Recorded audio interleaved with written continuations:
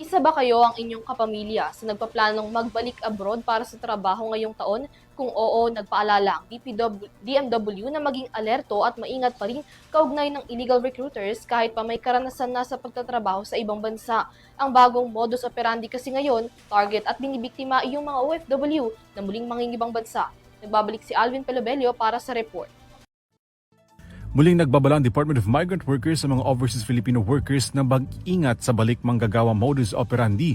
Kaugnay ito sa mas malaking operasyon ng DMW laban sa mga illegal recruiter na nang bibiktima ng mga Pilipino.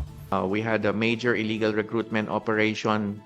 Kabilang daw sa mga target na biktimahin ng mga nasa likod ng modus ang mga OFW na mayroon ng karanasan sa pagtatrabaho sa ibang bansa. Babala ng DMW, huwag basta-basta pumayag sa mga alok na gamitin muli ang dati ng Overseas Employment Certificate na isang nambibiktima ng tinatawag nating returning workers o yung balik manggagawa. Ang kanila pong modus operandi ay inaalam nila kung sino yung mga kababayan nating OFWs na nagtrabaho na sa abroad, na may hawak ng OEC. Tutulungan naman daw ng DMW ang mga Pilipinong naghahanap ng trabaho ng kanilang employer. Mayroon ng nasampula ng DMW na nambiktima ng 4 na OFW.